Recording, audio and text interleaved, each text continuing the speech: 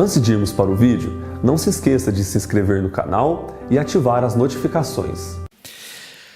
Abra comigo então Êxodo 34, verso de número 5. Vamos ver o que diz a palavra do Senhor.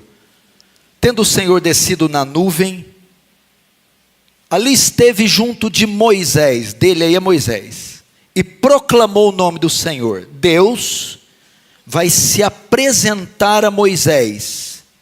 Verso 6. E passando o Senhor por diante de Moisés, clamou: Senhor, Senhor, Deus compassivo, clemente e longânimo, e grande misericórdia e fidelidade, que guarda a misericórdia em 1000 gerações, e que perdoa a iniquidade, a transgressão e o pecado, ainda que não inocente o culpado, e visita a iniquidade dos pais nos filhos, e nos filhos dos filhos, até a 3ª e 4ª geração. Veja só, Deus manifesta a Moisés seus atributos, sua natureza, o seu ser, o seu caráter. Agora vamos ver a reação de Moisés. E imediatamente, curvando-se Moisés para a terra, o adorou. Até aí, feche os seus olhos, vamos orar mais uma vez. Senhor, damos a Ti a honra, a glória e o louvor. Tudo que pedimos é que haja uma manifestação da Sua graça. Estamos fartos de palestras, estamos fartos de reuniões públicas, litúrgicas apenas. Oh Deus, se não houver vida, poder, graça, é apenas transmissão de conhecimento, de informação. Nós não somos informantes, nós pregamos o Evangelho, que é poder de Deus para a salvação, de modo que o Teu reino avance, que o Senhor receba a glória para Si e nos conforme à imagem do Seu Filho. Amém. Presta atenção aqui.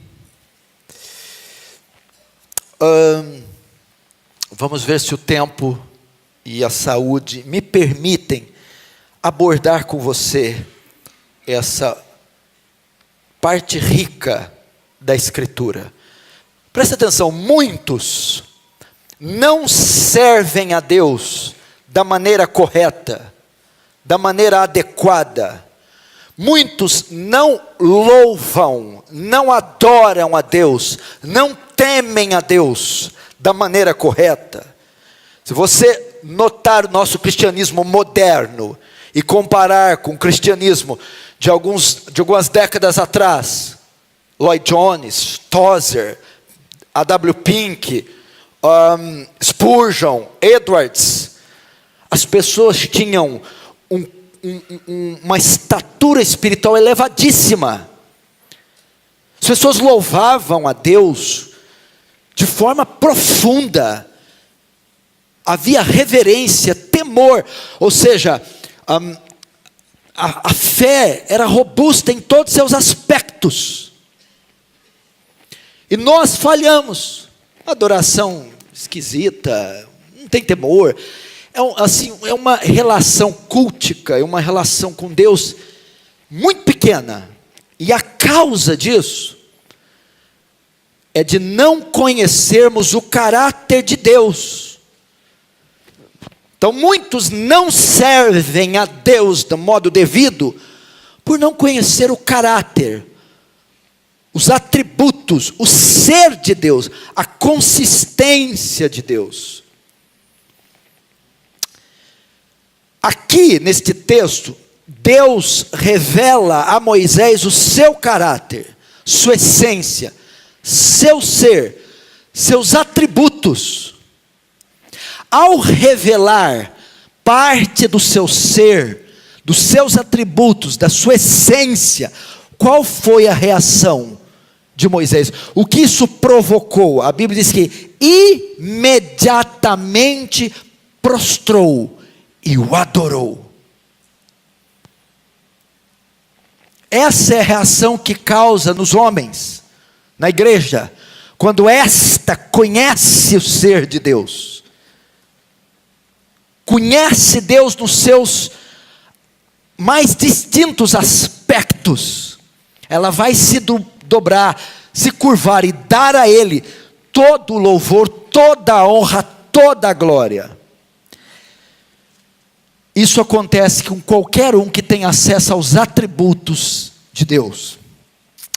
Agora, essa noite, eu quero destacar apenas 2 dos tantos que Deus tem, atributos comunicáveis e incomunicáveis.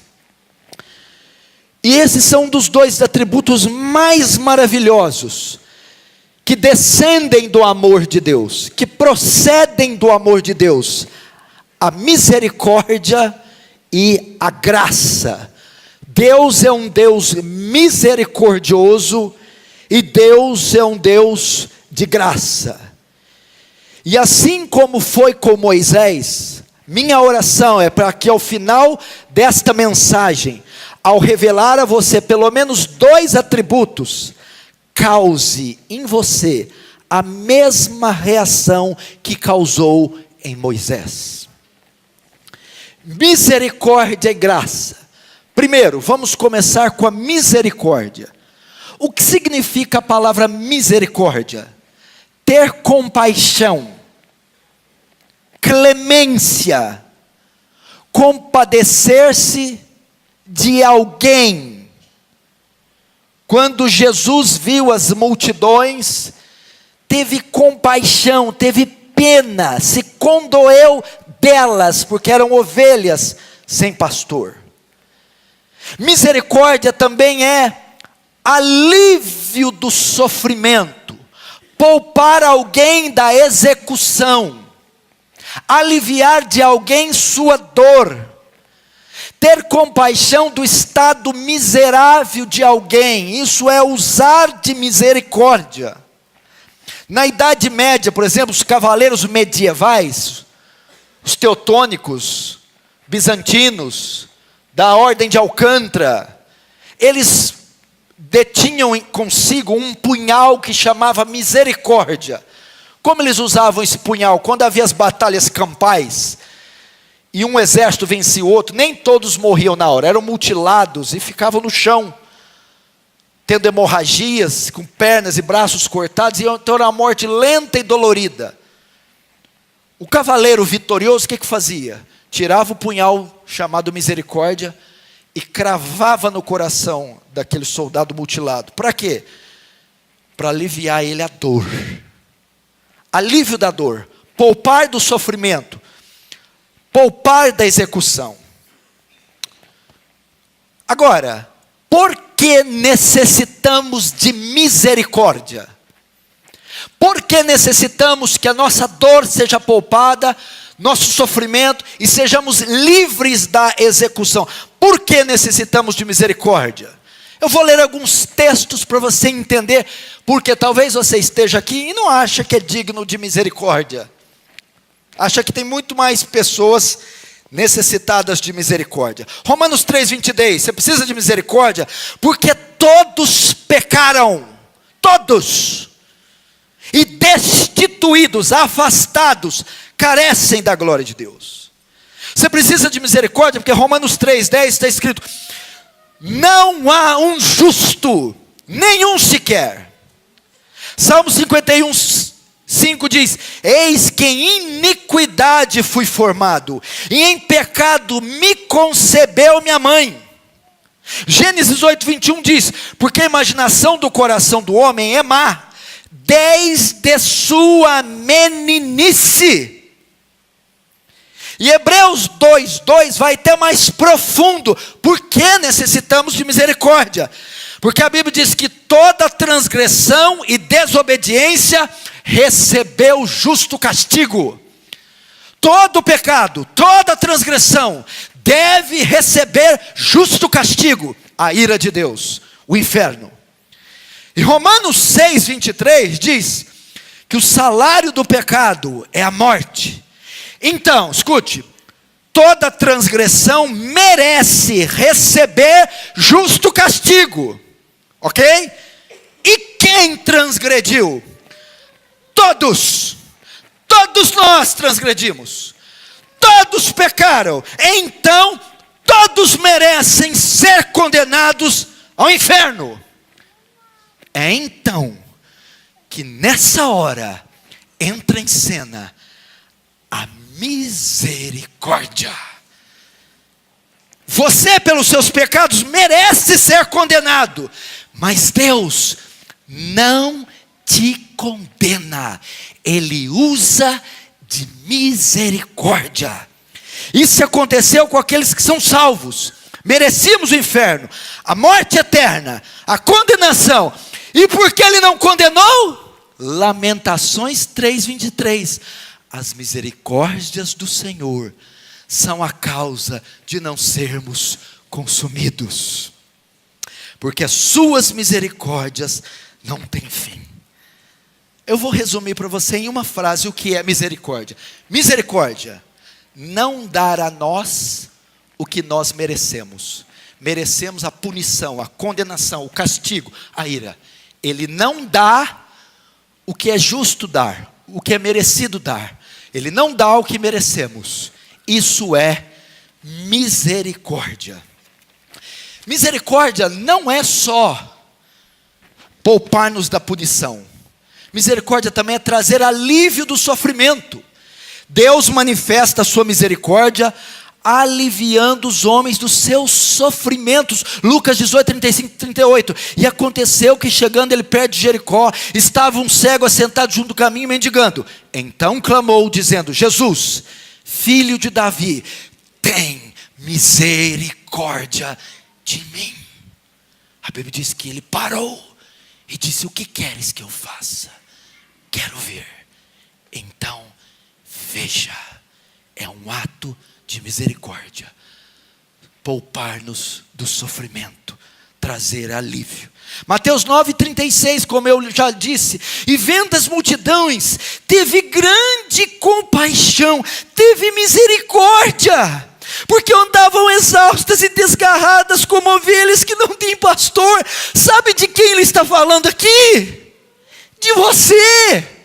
Um dia você estava entre essa multidão, eu, Arival, nós, desgarrados, apartados do Senhor, perdidos, e só teve uma coisa que nos trouxe para o bispo e pastor das nossas almas: a sua misericórdia nos atraiu, a sua misericórdia nos chamou. Quando ele olhou para nós, só viu feiura, iniquidade, maldade, fel, mas a misericórdia nos atraiu, porque estamos exaustos, desgarrados, como ovelha que não tem pastor. Sabe como você conseguiu chegar aqui hoje? Sabe por que você está usando essa roupa? Hoje o metrô não descarrilhou, você não bateu o carro, não sofreu infarto. Sabe por quê? Mercy, misericórdia. Isso é misericórdia, o primeiro atributo. Segundo, graça. Essa aí. As religiões têm a palavra fé, as religiões têm a palavra amor, as religiões têm a palavra justiça, as religiões têm a palavra também misericórdia. As religiões têm a palavra paz, mas só o Evangelho tem graça. A graça é a palavra una, singular, que só o Evangelho tem. O que é graça? No sentido literal, favor imerecido, benevolente de Deus. Algo que Deus faz para nós gratuitamente. Deus manifesta sua graça, oriunda da sua bondade, de forma imerecida. Deus oferece o seu favor, oferece suas bênçãos, que vêm do seu amor de forma imerecida. É um presente gratuito de Deus. São bênçãos concedidas por Deus imerecidamente. Vou te dar um exemplo de graça. O prefeito de São Paulo organiza um evento, um motel. Ele prepara comidas, roupas e hospedagem. E Ele chama você. E Ele dá você de graça. Você dorme no hotel, veste-se e come. Você não pagou nada por aquilo. Você recebeu de graça. Entretanto, para que você tivesse, outro pagou pela comida, pagou pela hospedagem e pagou pela vestimenta, para que você recebesse de graça. É assim com Deus.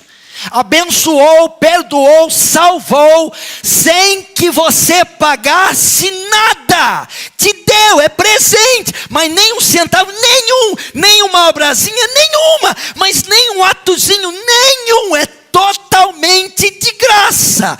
Mas para você se vestir da justiça, para você comer do pão da vida, e para você se hospedar no paraíso, outro pagou por você. Eu preciso dizer quem foi?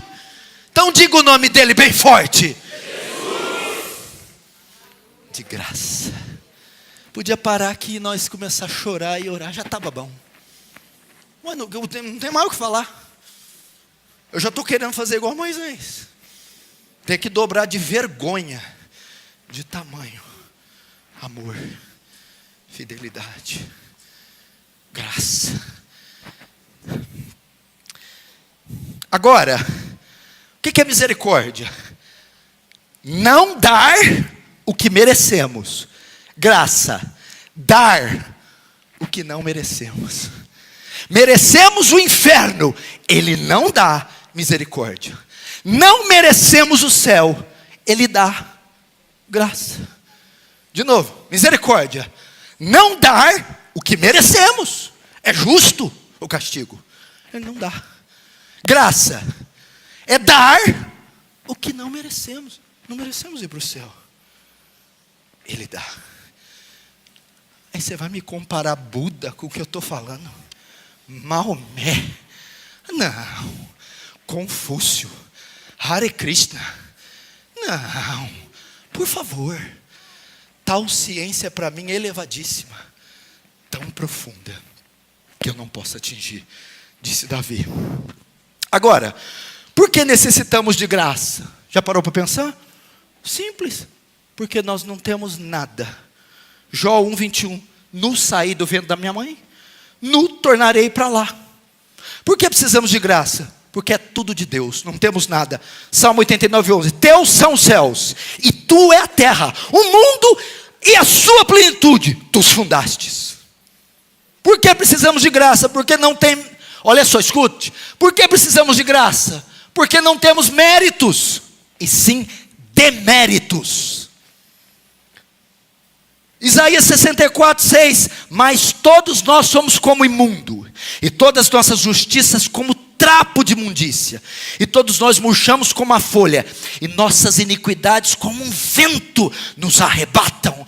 Por isso que precisamos de graça. Sabe essa obra sua? Oração, jejum, votos, procissões, terços, qualquer outra coisa que você faz para Deus, é um pano que cobria o leproso, e quando o pus, o sangue, ele permeava todo o pano, e ficava encharcado, tirava-se o pano do leproso, saía pedaço de pele, pus e sangue. Nossas obras são como aquele lençol pútrido. Por isso precisamos. Então, porque não temos méritos nem deméritos, e todas as nossas obras são trapos de imundício. Então, é nessa hora que olha que ele vê a nossa oferta. É a mesma coisa, Arival. Nossas obras diante de Deus é a mesma coisa que oferecer um pão com presunto para o Bill Gates. Aqui, Bill. É uma coisa tão pífia, pequena. Não é suficiente. É você chegar para pagar a dívida externa do Brasil com moedas. Eles vão rir de você, moedas. Você pagar por algo, conquistar algo, ter absolvição no tribunal de Deus, com essas moedas, com esses tostões, não são suficientes. Você chega com alguns centavos para pagar uma dívida trilionária. Você não pode pagar. Entretanto, todavia, não obstante, sem embargo, entra em ação a maravilhosa graça. Deus diz, bote essas moedas no bolso. Eu não vou precisar de nenhuma delas.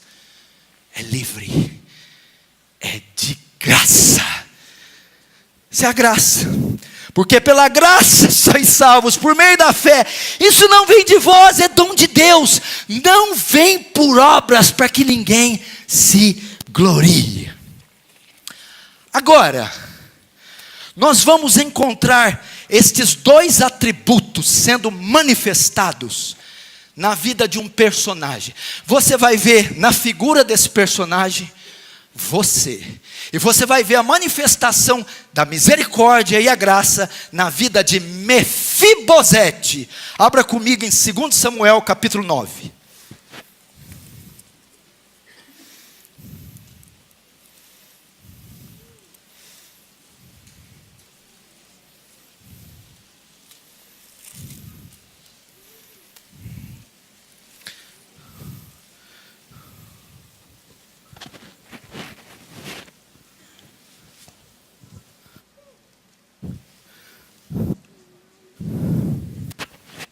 Segundo Samuel, capítulo 9. Vamos ler.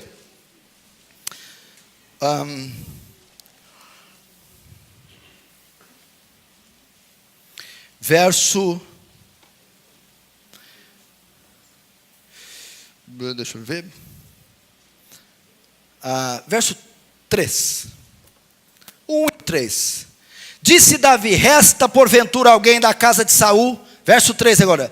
Disse-lhe o rei, há ainda alguém da casa de Saul? Até aí. Há alguém da casa de Saul, verso 3. Presta atenção.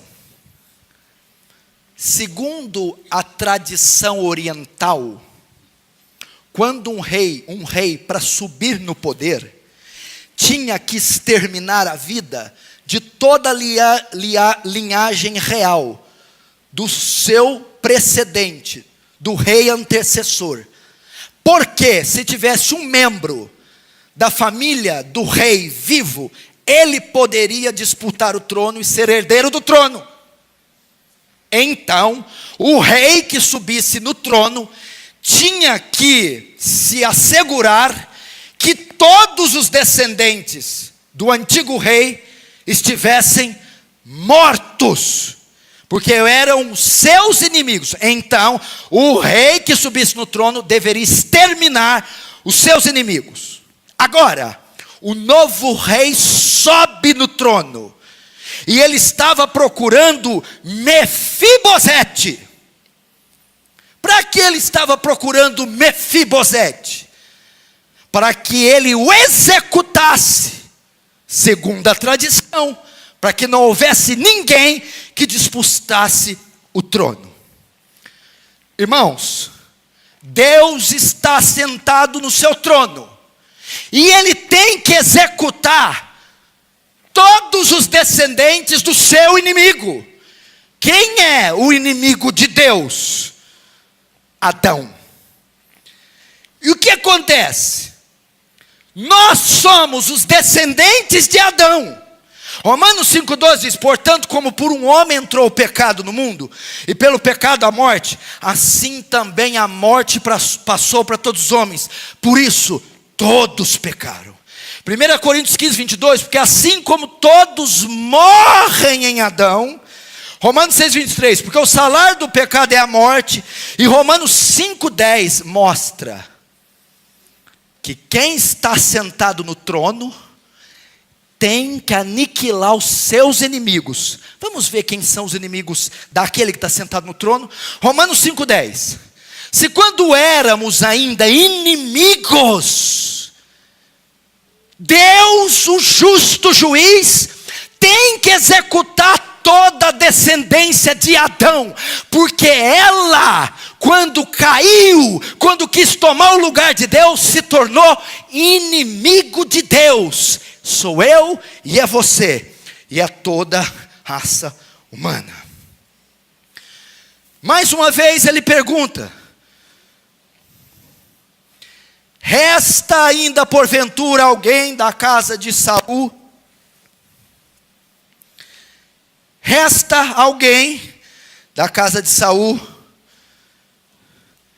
O verso 3 responde, presta atenção. Então Ziba respondeu ao rei: ainda há um filho de Jonatas, aleijado de ambos os pés. Até aí. Então veja só. Quem sobrou?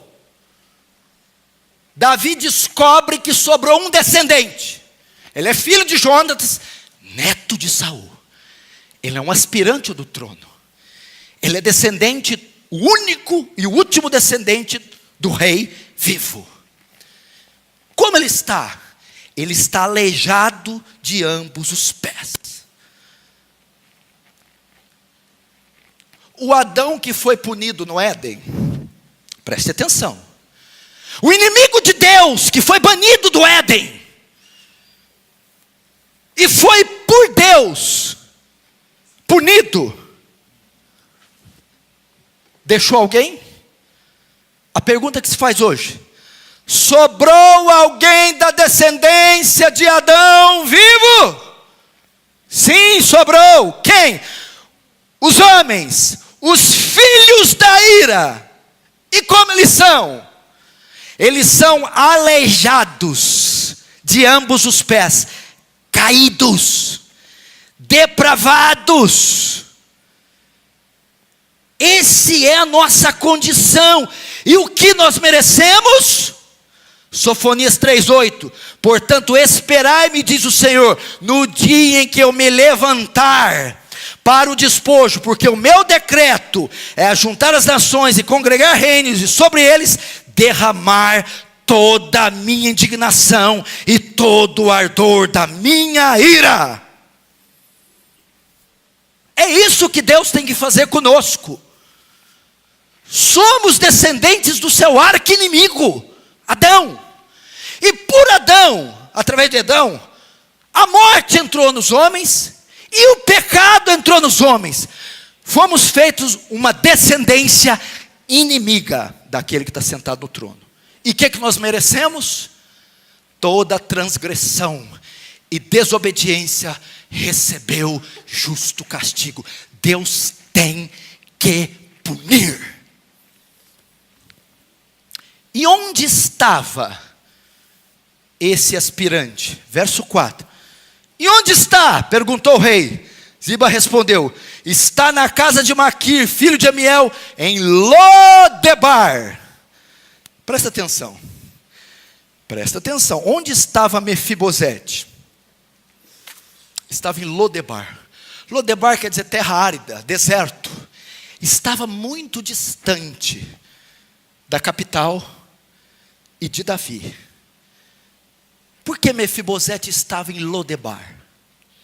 Porque ele sabia que agora que o novo rei está no poder, ele se escondeu, ele fugiu com medo da espada, do juízo, com medo de ser morto.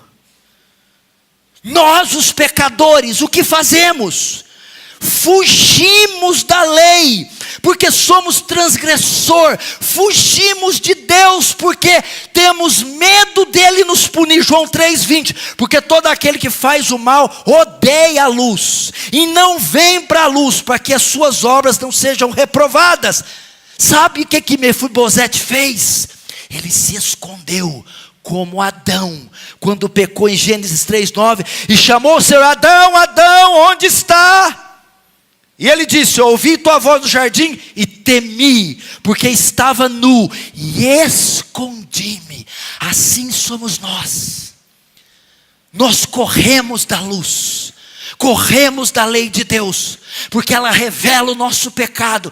Então, com medo da punição, com medo do pagamento, com medo do juízo, corremos, porque Deus vai nos punir. É por isso que o homem corre. A sua consciência o acusa, ele corre. O seu coração o acusa, ele corre. Ele corre porque ele tem medo da espada divina, porque ela é justa. Somos seus inimigos. Verso 5, presta atenção. Então mandou o rei trazê-lo de Lodebar, da casa de Maquir, filho de Amiel. Mefibosete está lá em Lodebar, nos seus aposentos, coxo diante dos pés, longe. Aí um dia, chegam até a porta dele. Mefibosete! Me acharam. O rei vai me matar. Ele vai me matar. Porque eu sou neto de Saul, filho de Jonatas, o seu arqui-inimigo, Saul. E ele vai me matar. 2 Coríntios 5,10, porque todos devemos comparecer ante o tribunal de Cristo. Mefibosete pensou, começou o meu julgamento. Assim ocorre conosco. Todos os filhos de Adão serão julgados pelos seus pecados, e ele irá atrás de todos para que eles prestem conta. Seguramente Mefibosete ficou apavorado. Eu fugi, eu me escondi, ele quer me matar, ele é o novo rei, e ele me achou. Irmãos, essa é a nossa história.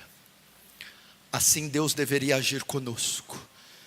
Ele está no seu trono vitorioso, e Ele tem que aniquilar toda a raça caída. Mefibosete apavorado. Agora o verso 7 é onde nós temos a primeira aparição da misericórdia. Mefibosete estava com medo. Olha o verso 7. Então lhe disse Davi: não temas. Por que Davi disse isso? Porque ele estava com medo. Ele vai me matar. Mas Davi diz: não temas, porque usarei de bondade. No hebraico, usarei de misericórdia para contigo. Irmãos, foi isso que Davi fez com o neto do seu inimigo. Não temas, eu não vou te matar. Não, mas eu mereço, pois eu vou usar de misericórdia. Foi exatamente o que Deus fez. Foi até Lodebar, pegou o descendente de Adão, coxo de ambos os pés, caído, morto em delitos e pecados, e chegou e abriu a porta com a espada. Não, com a mão da misericórdia. O Senhor não puniu você, o Senhor não matou você, mas eu merecia, sim, mas Ele usou de misericórdia. 2 Coríntios 1, 3 e 4. Bendito seja o Deus e Pai do nosso Senhor Jesus Cristo, o Pai das misericórdias e o Deus de toda consolação.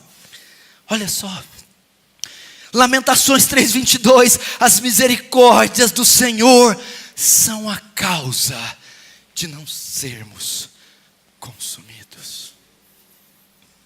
Ele poupou você, trouxe alívio do seu sofrimento, poupou você da execução, mesmo com todas as prerrogativas contrárias.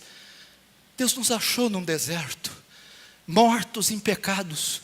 tudo que merecíamos era sepultura, o castigo eterno, a violenta cólera, a ira de Deus. E Ele vem a você, você consegue ouvir? Pecador, pecador, filho de Adão, DNA de Adão, sangue que borbulha pecado.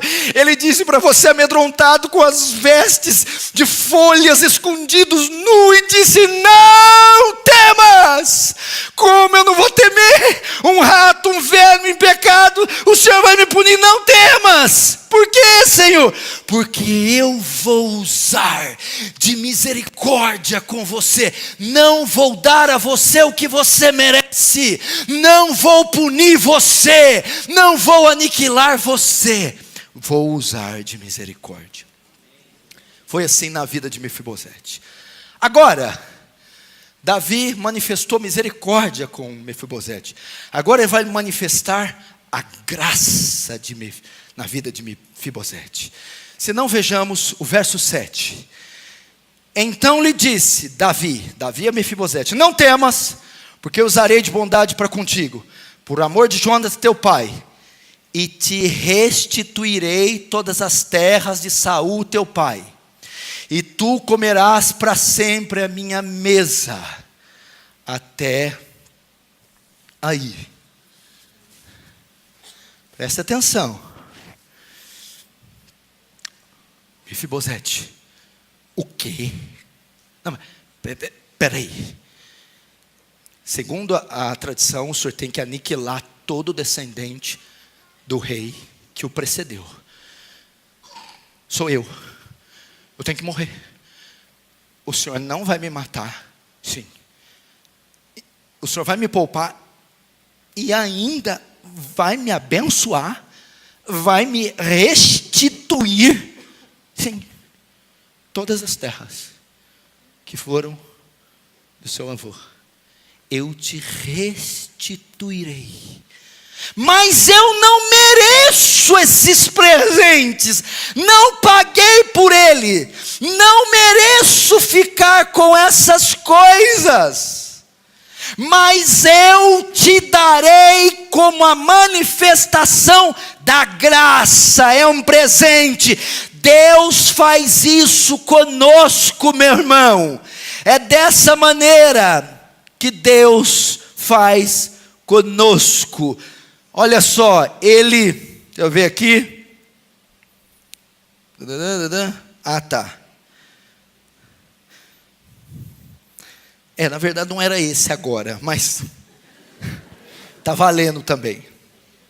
Na verdade era o 11. Vamos lá, para você aprender o que é o 11. Olha lá. Deu 11? Aqui. Disse Ziba ao rei: segundo tudo quanto meu senhor, o rei manda ao seu servo assim parar. Comeu, pois, Mefibosete à mesa de Davi como um dos filhos do rei. Até aí. Veja só, sabe o que ele fez? Ele não só não aniquilou, como vestiu Mefibosete das vestes reais, e colocou Mefibosete à mesa, como um dos filhos do rei, os príncipes, os herdeiros, para comer com ele como um dos filhos dele para sempre. Ele não era da linhagem de Davi, ele era gentio, estranho. Ele não merecia aquelas vestes e não podia estar sentado ali. Davi, num ato de graça, presenteia Mefibosete o vestindo das vestes, anéis e coroa, botando na mesa e o tratando como membro da sua família. Deus nos poupa da sua ira, aplaca a sua ira, retém a sua ira, não nos pune por causa da sua misericórdia, e Ele nos adota. Ele nos coloca na família real, nos veste da sua justiça, das vestes nupciais, e nos põe à mesa com Abraão, a vida eterna, sem nós merecermos. Graça. Ah, que é isso? Graça. Só poderia sentar alguém que pertence à família real. Ele não era, não tem problema, eu adoto. Vocês eram jambuzeiros brabos. E Cristo falou, eu vou enxertar na oliveira verdadeira. Por quê? Porque crei. E quem crê é filho de Abraão. Oh, aleluia! Só poderia entrar na eternidade, no céu, alguém que fosse justo. Mas entramos imerecidamente. Como isso é possível? Como Deus pode perdoar pessoas e colocar nos céus? Graça. Não é maravilhoso? Agora, o verso 7, que eu já li. Então lhe disse Davi, não temas que eu usarei de bondade contigo por amor de teu pai, João, te restituirei as terras de Saul. Sabe o que Deus faz, Arival?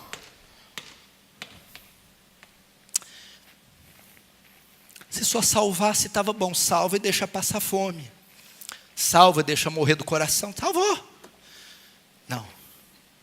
Ele salva. Mas ele veste, alimenta, cura, guia, provê. Já tirou do Egito. Acabou. Saiu do Egito. Tá bom. Agora vamos para Canaã. Quem já saiu do Egito aí diz amém. Amém. Quem está indo para Canaã diz amém. Amém. Mas a trajetória é longa. Vai precisar de água, sombra, coluna de fogo, pão, codornizes. Codornize cai do céu. Coisa que cai do céu, alguém paga? É de? Bate na rocha e sai água. Alguém paga? É de? Quem pagou para aquele guarda-sol daquele tamanho? E a roupa que não gastava? Para que Shopping Guatemi, meu filho? Sandália ali era da Nike. Sabe o que é isso? Eu sustento por graça, eu abençoo por graça, eu livro por graça, eu prospero por graça, eu trago a provisão por graça. Deus poupa da ira e Deus veste de justiça, mas enquanto esse dia não chega, graça sobre graça é derramada diariamente sobre nós. O ar é de graça, o sol é de graça, a lua e as estrelas, a água, a terra é sua plenitude. Ele dá aos homens como demonstração da sua graça. Já tirei do Egito, ok. A graça que tira do Egito é a graça que conduz no deserto até Canaã. A graça que salva da ira é a graça que te conduz até a eternidade. Tremendo ou não? Fez isso com Mefibosete. Então se inclinou e disse: Arival, quem é teu servo para teres olhado para ele como um cão morto, tal como eu? Essa não é a história do Arival, é a sua. Você que está rindo dele, é a minha. Olha só, presta atenção, a afirmação dele é a afirmação da depravação total, da indignidade total, da culpa total, do desprezo total, da consciência, coisa que falta no crente de hoje. E ele está dizendo: você não pode fazer isso, você não pode me pôr no céu, não pode me pôr a essa mesa.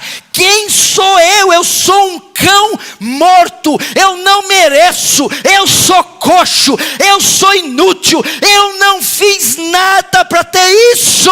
E Davi: não tem problema, é um presente gratuito. Nós somos maus, nós somos depravados, não merecemos nada disso, mas Ele faz por sua graça. Por sua graça. Agora presta atenção. Se parasse até aqui, ainda não é evangelho.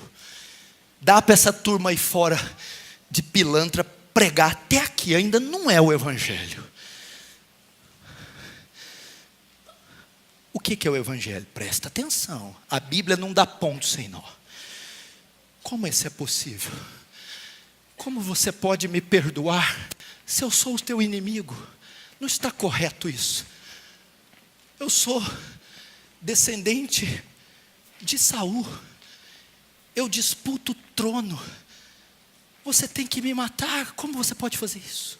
Segundo, você não pode me pôr sentado nessa mesa.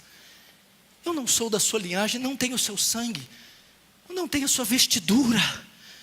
Como Deus pode perdoar pessoas más? Como Deus pode perdoar? Como Ele pode poupar inimigos, transgressores? Como? E como Ele pode colocar pessoas más, gentias, nos céus? Como Ele faz isso? Para fazer isso, alguém tem que pagar. O que Ele diz no verso 1? Disse Davi: resta ainda porventura alguém na casa de Saul, para que eu use de bondade para com ele, por amor de Jonatas.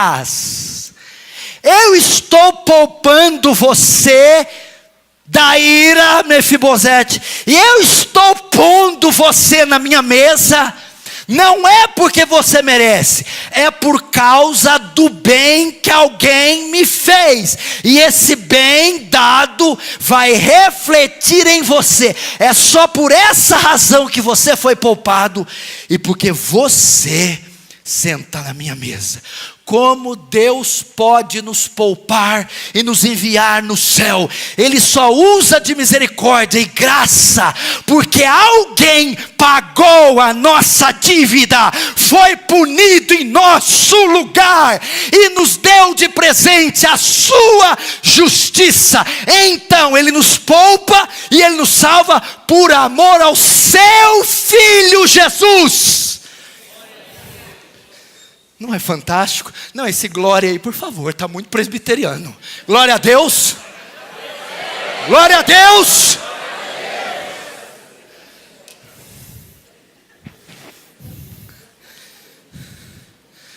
Veja só. Primeira misericórdia. Ele só pode perdoar pessoas más se alguém pagar. Ele só usa de misericórdia porque Cristo pagou pelos nossos pecados na cruz. Ok, escute aí. Arival, presta atenção.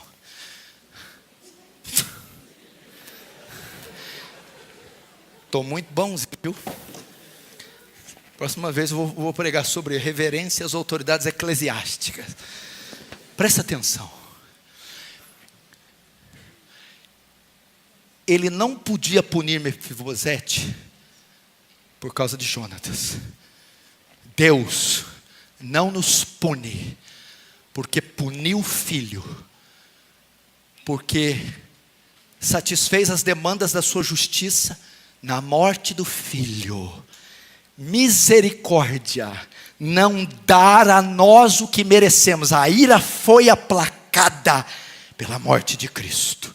Ou seja, a misericórdia vem por causa de outro. E a graça? Misericórdia não dá o que merecemos. Merecemos o inferno. Ele não deu porque Jesus pagou. E a graça? Ir ao céu. Se fosse só aqui, para o inferno a gente não pode ir. Está pago.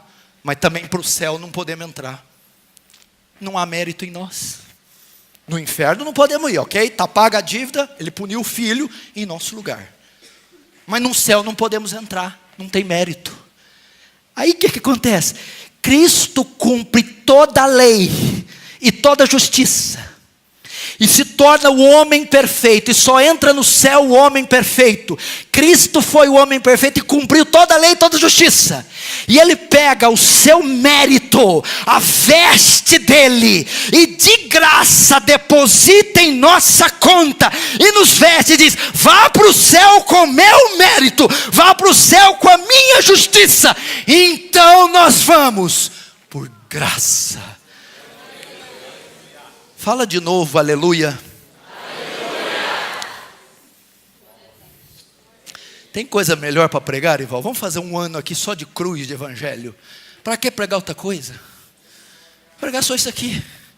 Pastor, minhas necessidades, o resto. Vem no pacote, querido. É combo. Vem no pacote, fica pedindo isso aí não. Cristo cumpriu a lei. Que coisa gloriosa. Ok? Agora, presta atenção. Eu vou terminar, não fique nervoso. Não olhe no relógio. Quem olhar, eu acrescento 15 minutos na mensagem.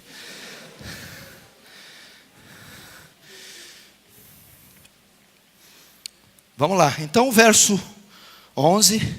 Disse Ziba o rei: segundo tudo quanto meu senhor o rei manda, assim seu servo fará. Comeu, pois, Mefibosete a mesa de Davi como os filhos do rei. Tinha Mefibosete um filho pequeno, cujo nome era Mica. Todos quanto moravam em casa de Ziba eram servos de Mefibosete. Morava Mefibosete em Jerusalém, porquanto comia sempre à mesa do rei, e ele era coxo de ambos os pés. Presta atenção nessa palavra aqui, ó. Verso 11, o 12 e o 13 que nós lemos. Presta atenção. Aqui eu vou terminar a mensagem. Imagina o impacto que isso teve na vida de Mefibosete. Lodebar, descendente de Saul, coxo de ambos os pés. Vem o rei com toda a justiça,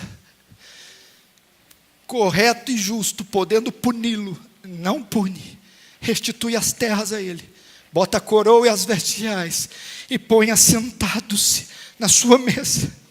Mefibosete seguramente disse: quem fez isso por mim? Quem teve misericórdia de um cão morto e asqueroso? Davi! Então Mefibosete vai dizer: Davi, por causa de tudo que fizestes comigo, eu beijarei teus pés e te servirei para o resto da minha vida, sem ser um peso. Meu irmão, isso é que acontece quando nós sabemos, conhecemos o caráter de Deus e o que Deus fez. Quando chegamos diante dele, como pode um Deus justo, perfeito, perdoar uma criatura imunda como eu e escrever o meu nome no livro da vida sem que eu merecesse? Quando eu fico sabendo disso, eu vou chegar para ele e dizer: Senhor, não há nada que o Senhor me pedir que será demasiadamente pesado. Irmãos, é como um pai que socorre o filho, um pai que quando o filho bate o carro e pega escondido, o pai chega lá e ele todo esmigalhado no carro: meu pai vai me matar. E o pai abre a porta do carro: filho, o que aconteceu? E pega o filho no carro e toma o filho nos braços e limpa as feridas do filho, leva o filho no hospital, passa a noite, o dia, o mês, até o filho se recuperar. O filho que bateu o carro e pegou o carro escondido merecia isso, merecia ser punido. O pai não pune. Quando o filho se recupera, o pai pega as chaves do carro: pode sair, filho. Como é que é? O senhor não ficou bravo? E o senhor ainda está me dando o carro? Misericórdia. Não punir o filho. Graça. Sem merecer. Esse filho entra no carro e vai sair. Quando ele chega na esquina: não, isso aqui não está certo. Ele dá a ré e volta. Papai, me perdoe todo o mal que eu causei a você, papai. Deixa eu te dizer, pai, nada que o Senhor pedir para mim será demasiadamente difícil, papai. Como pode pedir o que o Senhor quiser? Como eu vou negar algo a um pai tão bom, tão justo, tão misericordioso, que abençoa um fedelho desse? Eu não vou te decepcionar, papai. Assim é Deus, meu irmão. Nos pegou nos meios das migalhas do pecado, curou nossas feridas, ficou conosco até nos recuperarmos, e nos deu de presente vestes, nome, honra, glória, e nos fez habitar nos lugares celestes. Então, a partir de hoje, você vai chegar diante dele: Senhor, como eu posso trair, não adorar, não derramar copiosas lágrimas, não ser santo diante de um Deus que fez tanto por mim? você vai fazer igual Moisés, prostrado, o adorou. Os instrumentos aqui. Há uma frase de C.S. Lewis, eu vou terminar com ela, sobre a graça de Deus. Um homem com as mãos cheias de pacotes não pode receber um presente. Ou seja, vamos diante de Deus, confessando nossa pequenez. Esse pessoal aqui, eu acho que eles devem saber, deve ter essa aí na manga, Amazing Grace. Não sei, deve ter. Mas, graça maravilhosa. Quem completa? Como é doce, graça maravilhosa, como é doce o seu som, que salvou um pobre, um miserável, pecador. Arival, onde eu e você estaríamos? O Arival estava lá em Lodebar, gente. Quem não se lembra da luxúria? Quem não se lembra da fossa de iniquidade? Você estava lá, meu irmão, em Lodebar. Você estava nos inferninhos, nas boates, nas biqueiras, nas penitenciárias, no adultério, no vício. Você estava lá coxo de ambos os pés, depravado, filho da ira. E um dia, lá nos seus aposentos tenebrosos, toque, toque, toque, toque, é a fúria do rei com a espada. Não, é a mão da misericórdia. Não temas. Você pode ouvir o doce som, não temas, usarei de misericórdia contigo. E tem mais, troca essas roupas. Não são roupas dignas de um príncipe. Senhor, mas são muito caras. Não tem problema, são de graça, são emprestadas, dadas. Quem deu, Senhor? Seu irmão mais velho. Meu irmão mais velho? Ele deu as vestes dele. Como é que ele chama? Para que eu agradeça a ele. Jesus Cristo.